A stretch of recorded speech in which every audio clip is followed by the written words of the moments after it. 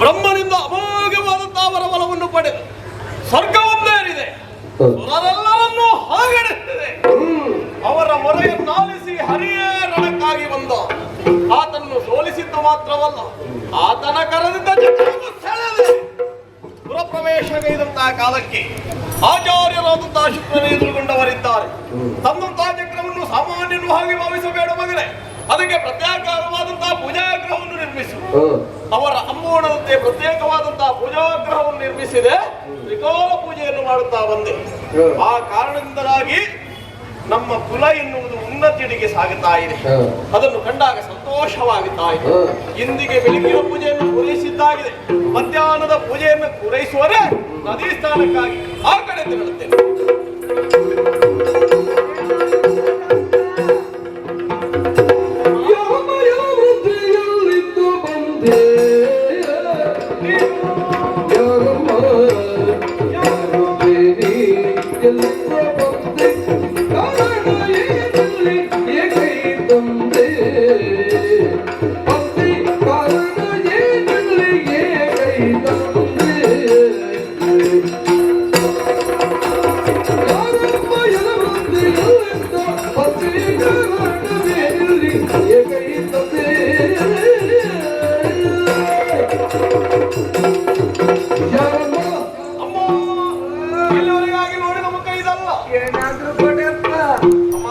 ನಿನ್ನನ್ನು ನೋಡಿದಾಗ ಅಯ್ಯೋ ಪಾಪ ಎನ್ನುವಂತಹ ಸ್ಥಿತಿ, ಕೈಕಾಲು ನಡಗುತ್ತಾ ಇದೆ.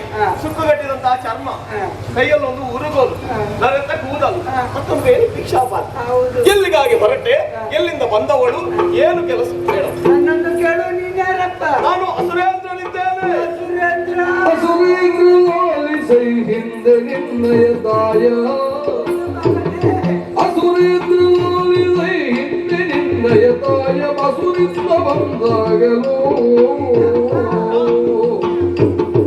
ಎಸೆವ ಮೊಲೆಯ ಹಾಲ ನಿಂತು ಸಾಗಿದೆ ನಾನು. ಎಸೆವ ಮೊಲೆಯ ಹಾಲ ನಿಂತು ಸಾಗಿದೆ, ಹಾಲ ನಿಂತು ಸಾಗಿದೆ ನಾನು. ಹುಸಿಯಲ್ಲ ಹುಸಿಯಲ್ಲ ಹುಸಿಯಲ್ಲ ನಿನ್ನಾಣೆದಿದವೋ, ಹುಸಿಯಲ್ಲ ನಿನ್ನಾಣೆದಿದವೋ.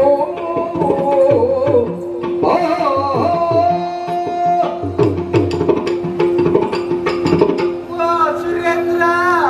ಹೌದು, ನಾನು ಸುರೇಂದ್ರನೇ. ದಾರಿ ಮಧ್ಯದಲ್ಲಿ ನಿಲ್ಲಿಸಿ ಮಾತಾಡೋ ನೀನು ದಾರಿ ಕದ್ದ? ಹೌದಮ್ಮ. ಮಗನೇ, ಈ ಜೀವಿತಾವಧಿಯಲ್ಲಿ ನಿನ್ನನ್ನು ಇನ್ನೊಮ್ಮೆ ಕಾಣ್ತೇನೆ ಅನ್ನುವಂತಹ ಭರವಸೆ ನನಗಿರ್ಲಿಲ್ಲಪ್ಪ. ಹಾಗಾದ್ರೆ ಮೊದಲಲ್ಲಿ ನೋಡಿದ್ದಾಯ್ತು. ನೋಡಿದ್ದೇನಲ್ಲ. ಸುಳ್ಳು ಹೇಳಬೇಡ. ನಿನ್ನನ್ನು ನಾನು ಇಲ್ಲಿವರೆಗೆ ನೋಡಿದ ನೆನಪು ನನಗಿಲ್ಲ. ನಾನು ಸುಳ್ಳು ಯಾಕೆ ಹೇಳ್ತೇನೆ? ಎಲ್ಲ ಹೇಳುವುದು ಸತ್ಯ ಇರಬೇಕು. ಸತ್ಯವನ್ನೇ ಹೇಳ್ತಾ ಇದ್ದೇನೆ. ನಿನಗೆ ನಿನ್ನ ಬಗ್ಗೆ ತಿಳಿದದಕ್ಕಿಂತ ಹೆಚ್ಚು ನನಗೆ ಗೊತ್ತುಂಟಪ್ಪ. ಮೊದಲೇ ಹೇಳಿದ್ದೇನೆ, ಸತ್ಯ ಹೇಳಬೇಕು. ಸತ್ಯ. ಈಗ ನೀನು ಹೇಳುದಲ್ಲ ಸುಳ್ಳು. ಯಾಕೆ? ನನ್ನನ್ನು ನನಗೆ ತಿಳಿದಕ್ಕಿಂತ ಅಧಿಕವಾದ ನಿನಗೆ ಏನು ತಿಳಿದಿದೆ ಅಂತ ಗೊತ್ತಾಗ್ಬೇಕು. ನಿನ್ನ ತಾಯಿ ಯಾರು ಅಂತ ನಿನಗೆ ಗೊತ್ತುಂಟಾ ಮಗ? ಅಮ್ಮ, ನನ್ನ ಬದುಕಿನಲ್ಲಿರುವಂತಹ ಕೊರತೆ ಒಂದೇ. ನನ್ನನ್ನು ಹೆತ್ತಾಕೆ ಯಾರು ಎನ್ನುವ ವಿಚಾರವೇ ತಿಳಿಯಲಿಲ್ಲ. ಅವಳನ್ನು ನೋಡಬೇಕೆನ್ನುವ ಆಶೆ ಉಂಟಾಗ ಅವಳೆಲ್ಲಿದ್ದಾಳು ಗೊತ್ತಿಲ್ಲ. ಮತ್ತೆ ಎಲ್ಲ ಗೊತ್ತುಂಟು ಅಂತ ಹೇಗೆ ಹೇಳಿದ್ದು? ತಪ್ಪಾಯ್ತು. ಆ ವಿಚಾರವನ್ನು ಬಿಟ್ಟರೆ ಮತ್ತೆ ಎಲ್ಲವೂ ತಿಳಿದಿದೆ. ನಿನ್ನ ತಾಯಿ ಯಾರು ಅಂತ ನಿನಗೆ ಗೊತ್ತಿಲ್ಲ? ಇಲ್ಲಮ್ಮ, ನನ್ನ ತಾಯಿ ಯಾರು ಅಂತ ನನಗೆ ಗೊತ್ತಾಗಲಿಲ್ಲ. ನಿನ್ನ ತಾಯಿ ಯಾರು ಅಂತ ಇನ್ನೂ ನಿನಗೆ ಗೊತ್ತಿಲ್ವಾ? ಖಂಡಿತವಾಗಿಯೂ ತಿಳಿದಿಲ್ಲ. ನಿನ್ನನ್ನು ಹೆತ್ತವಳೇ ನಿನ್ನ ತಾಯಿ ಮಗ. ಹಾಸ್ಯ ಮಾಡ್ತೀಯ ತಾಯಿ? ಯಾಕೆ? ಯಾರಲ್ಲೇ ಹೋಗಿ ಕೇಳು, ಏನು? ನಿನ್ನ ತಾಯಿ ಯಾರು ಅಂತ ಕೇಳಿದ್ರೆ ಅವರೇ ಉತ್ತರಿಸ್ತಾರೆ. ನನ್ನನ್ನು ಹೆತ್ತಾಕೆ ನನ್ನ ತಾಯಿ ಅಂತ ಹೇಳ್ತಾರೆ. ಹಾಗಲ್ಲ ಮಗ. ಮತ್ತೆ? ಎಲ್ಲರಿಗೂ ಹೆತ್ತ ತಾಯಿ ಒಬ್ಬಳಾದ್ರೆ ನಿನಗೆ ಆಗಲ್ಲ. ಸಾಕಿದ ಸಾಕು ತಾಯಿ ಇನ್ನೊಬ್ಬಳಿದ್ದಾಳಂತ ಅವಳ ಬಗ್ಗೆ ಗೊತ್ತುಂಟ ಕಂದ ನಿನಗೆ? ಅಮ್ಮ, ಹೆತ್ತಾಕೆ ದಾರಿ ಬದಿಯಲ್ಲಿ ನನ್ನನ್ನು ಬಿಸಿಟ್ಟು ಹೋದಳಂತೆ. ಯಾರೋ ಒಬ್ಬ ಆಕೆ ಪುಣ್ಯಾದಿಗಿತ್ತಿ ನನ್ನನ್ನು ಕೊಂಡು ಹೋಗಿ ಸಾಕಿದಳೆನ್ನುವ ವಿಚಾರ ತಿಳಿದಿದೆ ಹೊರತು ಅವಳನ್ನು ನೋಡಿದ್ದಿಲ್ಲ, ಅವಳಲ್ಲಿ ಮಾತಾಡಿದ್ದಿಲ್ಲ. ಅವಳ ಬಗ್ಗೆ ತಿಳ್ಕೊಳ್ಬೇಕನ್ನುವಂತಹ ಕುತೂಹಲ ಉಂಟಪ್ಪ. ಅಮ್ಮ, ಆ ಆಶೆಯಿಂದ ಕಾತುರತೆಯಿಂದ ಕಾಯ್ತಾ ಇದ್ದೇನೆ. ನಿನಗೆ ತಿಳಿದಿದೆ? ನನಗೆ ಗೊತ್ತಿದ್ದದನ್ನು ಹೇಳ್ಬೇಕಾ? ಹೇಳಮ್ಮ, ಬೇಗ ಹೇಳು. ಒಂದಾನೊಂದು ಕಾಲದಲ್ಲಿ ಮಗ ಅಮ್ಮ, ನಾ ಅಮ್ಮ, ನಿನ್ನಲ್ಲಿ ಬೇಗ ಹೇಳು ಅಂತ ಹೇಳಿದ್ದು. ಅಜ್ಜಿ ಕತೆ ಹೇಳು ಅಂತ ಹೇಳಿದ್ದಲ್ಲ. ಅಮ್ಮ, ನನ್ನ ಅಮ್ಮ ಯಾರು ಅಂತ ಬೇಗ ಹೇಳು ಅಂತ ಹೇಳಿ. ಒಂದೋ ಅದು ಬೇಡ ನಮಗೆ. ಅಡ್ಡಿಗತ್ತೆ ಬೇಡ. ಕಾಲ ಮಿತಿಯಲ್ಲಿ ಆಗಲಿ. ಇವತ್ತು ಬೇಗ ಮುಗಿಲಿಕ್ಕೆ ಹೌದು. ಆಯ್ತು, ಬೇಗ ಹೇಳ್ತೇನೆ. ಹಿಂದಕ್ಕಾದ್ರೆ ಒಂದು ದಿವಸ ಮಗ ನಾನು ದಾರಿಯಲ್ಲಿ ಹೋಗುತ್ತಿರುವಾಗ ದಾರಿ ಬದಿಯಲ್ಲಿ ನನಗೊಂದು ಮಗು ಸಿಕ್ಕಿತಪ್ಪ. ಒಳ್ಳೇದಮ್ಮ. ಸಿಕ್ಕಿದಂತ ಮಗುವನ್ನು ಎತ್ತಿಕೊಂಡು ಚೆನ್ನಾಗಿ ಸಾಕಿ ಸಲಹಿದೆ ಕಂದ.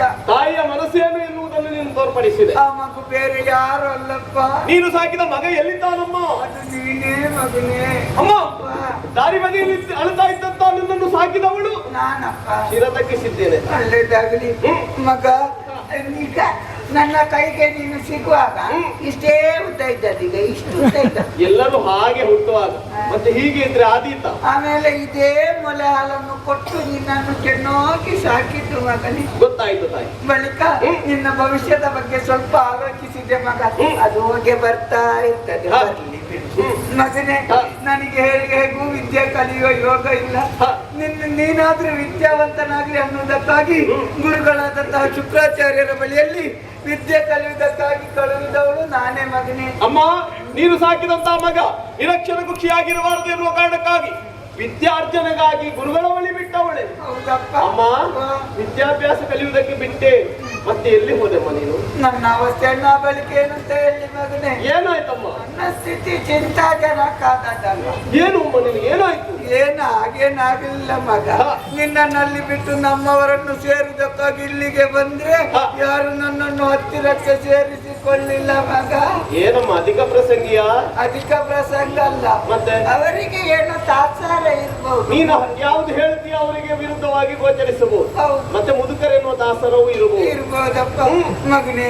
ಅವರಿಗೆ ನಾನು ಬೇಡ ಅಂತಾದ್ರೂ ನನಗೆ ನಿನ್ನನ್ನು ಬಿಡ್ಲಿಕ್ಕೆ ಆಗ್ತದಪ್ಪ. ಒಂದಲ್ಲ ಒಂದು ದಿವಸ ನಿನ್ನ ಚಂದವನ್ನು ಕಾಣುವುದಕ್ಕಾಗಿ ಬದುಕುವ ನಿರ್ಧಾರ ಮಾಡಿದೆ ಮಗ. ಅದಕ್ಕೇನು ಮಾಡಿದ ತಾಯಿ? ನನಗೆ ಬೇಡ ಅಂತ ಹೇಳಿದ್ರು ನನ್ನ ಹೊಟ್ಟೆ ಕೇಳ್ತದಪ್ಪ. ಹೊಟ್ಟೆ ತುಂಬಿಸಿಕೊಳ್ಳುವುದಕ್ಕಾಗಿ ಬೇಡುವುದನ್ನೇ ಕಾಯಕವನ್ನಾಗಿ ಮಾಡಿಕೊಂಡೆ ಮಗ. ನೀನು ಬೇಡಿದೆ ತಾಯಿ? ಅಯ್ಯೋ ಶಿವನೇ ಮಗ. ಹೀಗೆ ಇತ್ತೀಚೆಗೆ ಬೇಡ್ತಾ ಹೋಗುತ್ತಿರುವಾಗ ಶೋಣಿತಾಪುರದಲ್ಲಿ ದಾರಿಗನೆನ್ನುವ ಅರಸನಾಗಿ ಮೆರೆಯುತ್ತಾ ಇದ್ದಾನೆ ಅನ್ನುವಂತಹ ವಿಷಯ ನನಗೆ ಗೊತ್ತಾಯ್ತ. ಅದು ನಾನೆಮ್ಮ. ಪಕ್ಕ ನೆನಪಿಗೆ ಬಂದದ್ದು ನಾನು ಸಾಕಿದ ಮಗು ದಾರಿಗನದಪ್ಪ. ಒಳ್ಳೆಯದು ತಾಯಿ. ನಿನ್ನನ್ನು ಕಾಣಬೇಕು ಅನ್ನುವಂತ ಆಸೆ ಹೆಚ್ಚಾಯ್ತು ಮಗನೇ. ಅದಕ್ಕಾಗಿ ಇಲ್ಲಿಗೆ ಬರುವ ನಿರ್ಧಾರ ಮಾಡಿದೆ. ಹೇಗೂ ಬರ್ತಾ ಇದ್ದೇನೆ. ನನ್ನ ತಟ್ಟೆಯನ್ನು ಯಾವಾಗ್ಲೂ ಖಾಲಿ ಇರ್ತದೆ. ಅದು ಯಾವಾಗ್ಲೂ ಹಾಗೆ ಇರುವುದ ತಾಯಿ? ತುಂಬಿದ್ರೆ ಇದು ಉಂಟಲ್ಲ ಹಾಗೆ. ಮತ್ತೆ ಮಗ, ಬೇಡುವುದೊಂದು ನಮ್ಮ ಜನ್ಮ ಸಿದ್ಧ ಅಲ್ವ ಮಗನೇ. ಅಮ್ಮ, ರಾತ್ರಿಯು ಬೇಡುವುದು, ಹಗಲು ಬೇಡುವುದು. ನಮ್ಮದು ಅಂತ ಹೇಳಬಾರದು. ಯಾಕೆ? ಅದು ನಿನ್ನದು, ನನ್ನದಲ್ಲ. ನಾನು ಊರಿಗೆ ಅರಸನಾಗಿದ್ದೇನೆ. ನಾನು ಬೇಡ್ತೇನಾ? ನೀನು ಹುಟ್ಟುವಾಗ್ಲೇ ಅರಸನಾಗಿದ್ಯಾ? ಇಲ್ಲ. ನೀನ್ ಯಾವಾಗ ಅರಸ? ಮೊನ್ನೆ ಆದದ್ದಷ್ಟೇ. ನಿನಗೆ ಅರಸನಾಗುವ ಅರ್ಹತೆ ಎಲ್ಲ ಬರುವ ಹಾಗೆ ಮಾಡಿದವಳು ಯಾರ? ಅದು ನೀನಮ್ಮ. ಹೌದಾ? ನಿನಗೆ ವಿದ್ಯೆ ಕಲಿಯುವುದಕ್ಕೆ ಅಲ್ಲಿ ಬಿಡದೆ ನನ್ನ ಜೊತೆ ಬೇಡ್ಲಿಕ್ಕೆ ಕರ್ಕೊಂಡು ಹೋಗ್ತಿದ್ರೆ ನನ್ನ ಜೊತೆ ಈಗಲೂ ಚೀಲ ಹಿಡ್ಕೊಂಡು ಬರ್ಬೇಕಿತ್ತು. ನನ್ನ ಬಿಟ್ಟು ಮಾತಾಡ. ಹಾಗೆ ಮಗ, ಇಲ್ಲಿ ತಟ್ಟೆ ಹಿಡ್ಕೊಂಡು ಹೀಗೆ ಹೋಗಿ ಹೀಗೆ ಒಂದು ಸುತ್ತ ಬಂದೆ ಮಗ. ಏನಾಯ್ತಮ್ಮ ನಿನಗೆ? ಈ ಅವಸ್ಥೆ ಏನು ಅಂತ ಹೇಳುದಪ್ಪ, ಏನಾಯ್ತು? ಯಾರು ಕೊಡ್ಲಿಲ್ಲ, ಈಗ ಖಾಲಿ ತಟ್ಟೆ. ಯಾರು ಕೊಡ್ಲಿಲ್ವೇ? ಯಾರು ಕೊಡ್ಲಿಲ್ಲ ಅಮ್ಮ. ಕಾರಣ ಇದೆ, ಇಲ್ಲಿ ಬೇಡುವವರಿಗೆ ಶಿಕ್ಷೆ ಅಲ್ಲ, ದಾನ ಕೊಡುವವರಿಗೆ ಶಿಕ್ಷೆ. ಕೊಡುವವರಿದ್ರೆ ಬೇಡುವವರು ಎಷ್ಟು ಬೇಕಾದ್ರೂ ತಯಾರಾಗ್ತಾರೆ, ಕೆಲಸ ಮಾಡುವುದನ್ನು ಬಿಟ್ಟು ಸೋಮಾರಿಗಳಾಗಿ ತಿರುಗುತ್ತಾರೆ. ಅದಕ್ಕಾಗಿ ರಾಜ ಆಜ್ಞೆ ಮಾಡಿದ್ದೆ, ಅದು ಈಗ ನಿಮ್ಗೆ ಕಷ್ಟ ಆಯ್ತು. ಮಗನೇ, ನಿನಗೆ ಹೇಳುವುದಕ್ಕೆ ಎಷ್ಟು ಸುಲಭ ಆಗ್ತದಪ್ಪ, ನನ್ನ ಆಗಿರೋ ಪ್ರಾಯದವರಿಗೆ ಎಷ್ಟು ಕಷ್ಟ ಆಗ್ತದೆ ಗೊತ್ತುಂಟು. ಕಷ್ಟ ಆಯ್ತಾ ತಾಯೇ? ಸತ್ಯ ಹೇಳ್ಬೇಕ ಮಗ, ಅನ್ನವನ್ನು ನೋಡದೆ ಅನ್ನದ ಬಣ್ಣವೇ ಮರೆತು ಹೋಗಿದೆ ಮಗನೇ. ಹೌದೇ ತಾಯಿ? ಅನ್ನ ಬಿಳಿ ಇರುವುದಲ್ವಾ? ಅಲ್ಲ, ಕೆಂಪಗಾಗಿದೆ. ಓ, ಈ ಸಲ ಕೆಂಪು ಮಾಡಿದ್ದಾರೆ. ಹಾಗಲ್ಲ, ಅದು ಬಿಳಿಯೇ ಇರುವುದು. ಮಗ ಊಟ ಮಾಡದೆ ಸಾಧಾರಣ ಎಷ್ಟಪ್ಪ 1-2 ವಾರಗಳೇ ಆಗಿರ್ಬಹುದು ಮಗನೇ. ಊಟ ಮಾಡ್ಲಿಲ್ವೇ? ಇಲ್ಲಪ್ಪ. ಏನು ಮಾಡಿದ್ದೆ ತಾಯಿ ನೀವು? ಅದ್ರಲ್ಲಿ ಏನು ಮಾಡಿದೆ? ಊಟ ಮಾಡದೆ 2 ವಾರಗಳೇ ಆಗಿರ್ಬಹುದು. ಸಾಧಾರಣ ಅನ್ನವನ್ನು ನೋಡದೆ 1 ತಿಂಗಳೇ ಆಗಿರ್ಬಹುದಪ್ಪ. 2 ವಾರದಿಂದ ನೀನು ಊಟ ಮಾಡ್ಲಿಲ್ಲ? ಹೌದು. ಅನ್ನ ನೋಡದೆ 1 ತಿಂಗಳಾಯ್ತು. ಮತ್ತೆ ಆ 1 ತಿಂಗಳ ಮಧ್ಯದಲ್ಲಿ 2 ವಾರ ಹೌದು ಚಿತ್ರಾನ್ನದಿಂದ ಅದು ಅನ್ನದಲ್ಲೇ ಮಾಡುದಲ್ವ? ಅನ್ನದಲ್ಲಿ ಮಾಡಿ ಮತ್ತೆ ಅಡ್ಡ ಪ್ರಶ್ನೆ ಕೇಳುವುದಕ್ಕೆ? ಇಲ್ಲಿ ನನಗೆ ಏನು ಹೇಳ್ಬೇಕು ಅಂತ ಗೊತ್ತಾಗುದಿಲ್ಲ ಗೊತ್ತುಂಟ.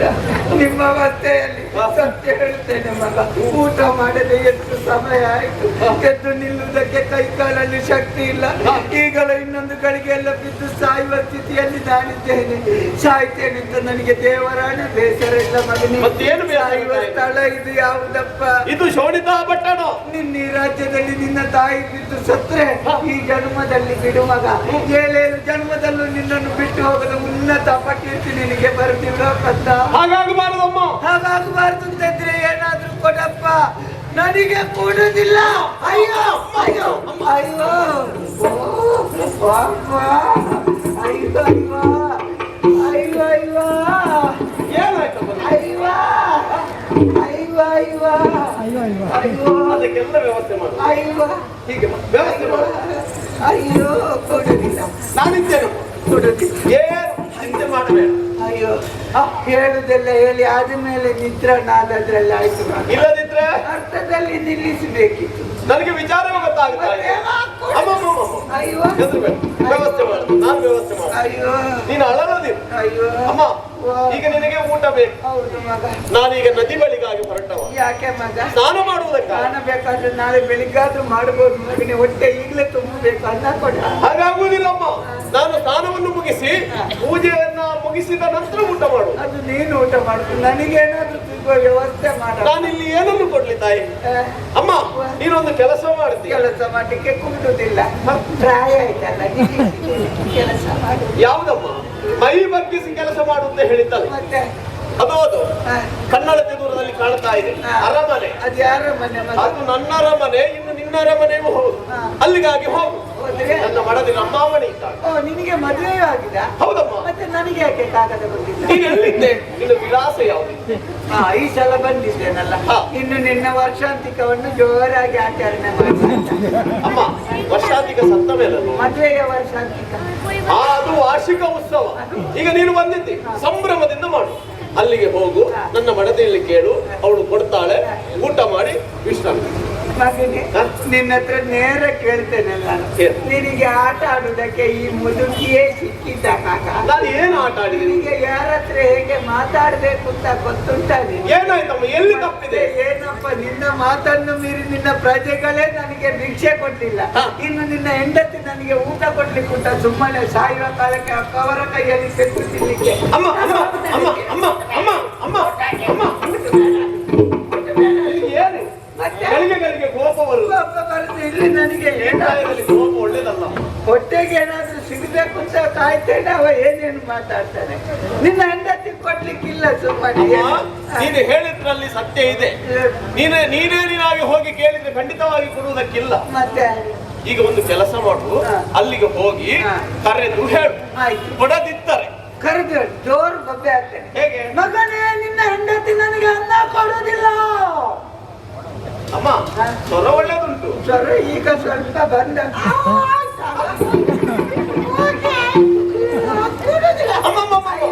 ಅಲ್ಲಿಗೆ ಹೋದಾಗ ಸ್ವರ ಬರ್ಬಹುದಲ್ಲ. ಮಾಡ್ತಾರೆ. ಅಯ್ಯೋ. ಹ. ಅಮ್ಮ ಈಗ ನೀನು ಈ ರೀತಿಯಾಗಿ ಕರೆದು ಹೇಳಿದ್ರೆ ಅದೆಲ್ಲರಿಗೂ ಕೇಳುವುದಿಲ್ವೇ? ಹೌದು. ನೀನು ಹೇಳಿದಂತ ಅನ್ನ ಎನ್ನುವಂತ ಶಬ್ದ ಎಲ್ಲರ ಕಿವಿಗೆ ಬಿದ್ದಾಗ ಅನ್ನ ಕೊಡುವುದಿಲ್ಲ. ನಿತ್ಯ ಅನ್ನದಾನ ಉಂಟು ನಮ್ಮ ಶೋಣಿತಾ ಪಟ್ಟಣದಲ್ಲಿ. ಅದು ಅಪಪ್ರಚಾರ ಆಗುದಿಲ್ವೇ? ಅಪಪ್ರಚಾರ ಮಾಡ್ಯಾರ. ಮತ್ತೆ ಈಗೆಲ್ಲ ಕಾಯ್ತಾ ಇದ್ದಾರೆ, ಇವ ಮಗ ಇಲ್ಲಿ ಸಿಗ್ತಾನೆ ಅಂತ ನಿನ್ನ ಬಗ್ಗೆ ಅಪಪ್ರಚಾರ ಮಾಡಲಿಕ್ಕೆ. ಮತ್ತೊಂದು ವಿಷಯ ಮಗ, ಒಳ್ಳೇದು ಯಾರಿಗೂ ಬೇಡ, ನೆನಪು ಉಳಿಯುವುದಿಲ್ಲ. ಕೆಟ್ಟದ್ದು ಎಲ್ಲರಿಗೂ ಬೇಕು, ಅದು ಎಷ್ಟು ವರ್ಷ ಆದ್ರೂ ನೆನಪು ಉಳಿತದೆ. ಅದು ಹೇಗೆ ತಾಯಿ? ನೋಡು, ಒಬ್ಬನ ಮನೆಗೆ ಪೂಜೆ ಉಂಟು ಅಂತ ಒಂದು ತಿಂಗಳಿಂದ ಹೇಳ್ತಮ್ಮ, ಪೂಜೆ ದಿವಸ ಯಾರಿಗೂ ನೆನಪಿರುವುದಿಲ್ಲ, ಬರುವುದೂ ಇಲ್ಲ. ಅದೇ ಒಬ್ಬನ ಮಗಳು ಒಬ್ಬನ ಜೊತೆ ಓಡಿ ಹೋದ್ರು ಅಂತ ಇಟ್ಟುಕೋ ಮಗನೇ, ಇಷ್ಟು ಸಣ್ಣ ಮಕ್ಕಳು 1 ವರ್ಷ ಕಳೆದ್ರು ಹೇಳ್ತವೆ, ಇಂಥ ದಿವಸ ಮಧ್ಯಾಹ್ನವೇ ಓಡಿದ್ದಲ್ವಾ ಆಚೆ ಮನೆಯಲ್ಲಿ. ಮತ್ತೊಂದು ನೋಡು, ಹಾಲು ಮಾರುವವ ನಮ್ಮ ಮನೆ ಬಾಗಿಲಿಗೆ ಬರಬೇಕು ನಾವು ತಕೊಳ್ಬೇಕಾದ್ರೆ.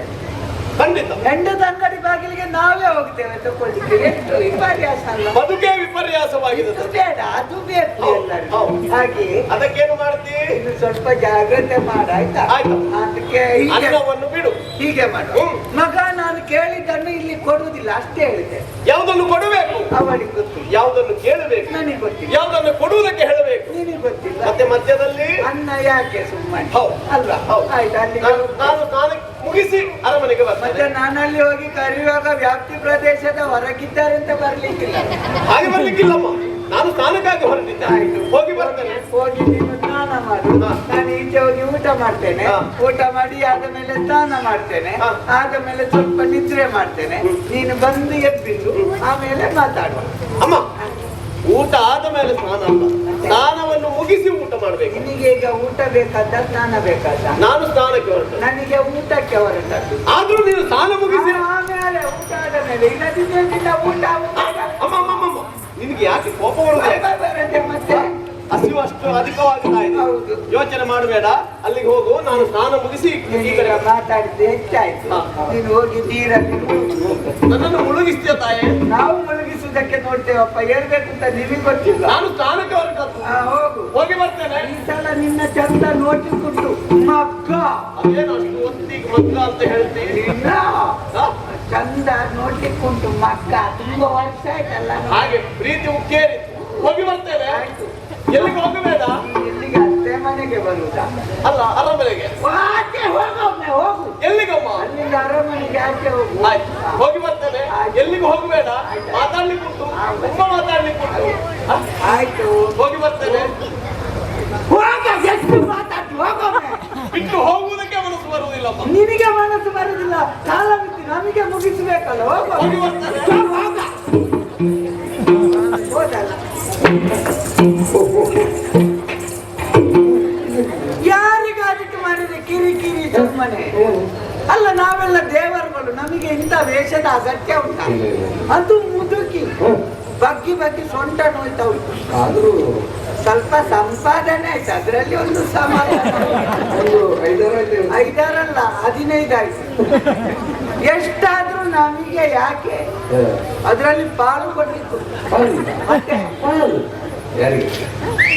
ಒಂದು ಪಾಲು ವ್ಯವಸ್ಥಾಪಕರಿಗೆ, ಒಂದು ಪಾಲು ಸಂಚಾಲಕರಿಗೆ, ಮತ್ತೊಂದು ಪಾಲು ಭಾಗವತರಿಗೆ, ಒಂದು ಮುಂಡಸಿಟ್ಟುಕೊಂಡು ಅವರಿಗೆ. ನಮಗೆ ಎಷ್ಟಿದ್ರು ನಮ್ಮ ಹಣೆ ಬರಹದಲ್ಲಿ ಎಷ್ಟು ಉಳಿತದೆ? 300. ಅದು 10 ವರ್ಷ ಆಯ್ತು ಅಷ್ಟೇ, ಅದಕ್ಕಿಂತ ಹೆಚ್ಚಾಗುದಿಲ್ಲ. ಏನು ಇನ್ನೊಂದ್ಸಲ ಹೀಗೆ ಹೋಗ್ಬೋದಂತ? ಯಾಕೆ ಇನ್ನೊಂದು ಪಾಲು ಸಿಗ್ತದೆ ನಿಮ್ಗೆ? ಸುಮ್ಮನೆ ಅದಲ್ಲ, ನಾನು ಇವರ ಬಗ್ಗೆ ಯೋಚಿಸುವುದು. ಇವರ ಬಗ್ಗೆ ಯಾಕೆ? ಅವರು ನನ್ನ ಸಂಬಂಧದವರು. ಹೋದಲ್ಲ ರಕ್ಕಸ, ಇವರಿಗೆಲ್ಲ ದೇಹ ಬೆಳೆದು ಬಿಟ್ರೆ ಬುದ್ಧಿ ಬೆಳಿಲಿಕ್ಕೆ ಇಲ್ವಾ? ಈಗಿನ ಸಂದರ್ಭ ಹೇಗುಂಟು? ಇಂಥವರ ಮಗ ಇವ ಅಂತ ಗೊತ್ತಿದ್ರು ಕೂಡ ಒಪ್ಪಬೇಕಾದ್ರೆ ಆಧಾರ ಕೇಳ್ತಾರೆ. ಆಧಾರ ಆಧಾರ ಆಧಾರ ನಿಮ್ಮಲ್ಲಿ ಆಧಾರ ಬೇರೆ ಉಂಟಾ? 2 ಉಂಟಾ? ಅದೇ ಆಧಾರ. ಅದರಲ್ಲಿ ನಿನ್ನ ತಾಯಿ ನಾನು ಹೇಳಿದ ತಕ್ಷಣ ಮಂಗಯ್ಯೋ ಒಪ್ಪಿಕೊಂಡ. ಮನೆಗೆ ಹೋಗು, ಹೆಂಡತಿ ಹತ್ರ ಮಾತಾಡು ಅಂತ ಹೇಳಿದೆ.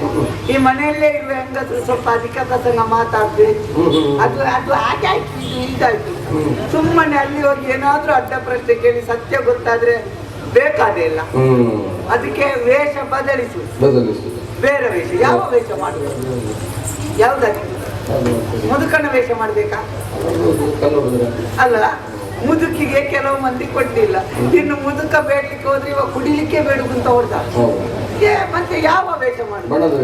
ಬಣ್ಣದ ವೇಷ ಬೇಡ, ಇದೇ ಕೊಡುವುದಿಲ್ಲ. ಸೀರೆ ಉಟ್ಟುಕೊಂಡು ಆಚೆಗೆ ಹೋಗ್ಲಿಕ್ಕೆ. ಇನ್ನು ಬಣ್ಣದ ವೇಷ, ದೊಡ್ಡ ಕಿರೀಟ ಕಟ್ಟಿಕೊಂಡು ಯಾರಿಗೆ? ವಿದೂಷ. ಯಾವುದಾದ್ರೂ ಆದೀತು, ಅದಕ್ಕಿಂತ ಪದ್ಯ ಆದ್ರೂ ಹೇಳ್ಬಹುದು. ವಿದೂಷನಿಗೆ ತುಂಬಾ ಕಷ್ಟ, ಅದು ಗೊತ್ತುಂಟ. ಸ್ವರ ಇದ್ರೆ ಸಾಕು, ರಾಗ ಬೇಕು ಅಂತೆಲ್ಲ ವಿದೂಷಕನಿಗೆ ಹಾಗಾಗ್ತದ? ವೇಷದ ಬಗ್ಗೆ ಬೇಡ, ಅದು ನಾವು ನಾಳೆ ಮಾತಾಡುವ. ವೇಷ ಯಾವುದು ಅಂತ ಹೇಳುವುದಿಲ್ಲ. ಹೀಗೆ ಹೋಗಿ ಹೀಗೆ ಬರ್ತೇನೆ, ನೋಡ್ತಾ ಇದ್ದೀನಿ.